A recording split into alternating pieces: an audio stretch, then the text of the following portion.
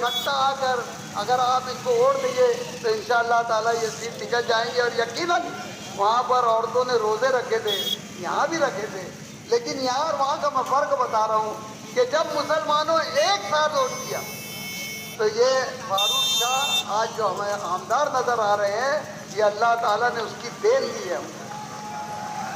वो ज़मीन में चल कर आए, वो खिला में नहीं थे, आसमान में नहीं थे, उन्होंने ज़मीन पर चला। उनको मिल जाता है ऊपर ही ऊपर सब, तो उनकी बात अलग है, लेकिन उनसे मेहनत करा। आज उनके फर्जंद हमारे दरमियान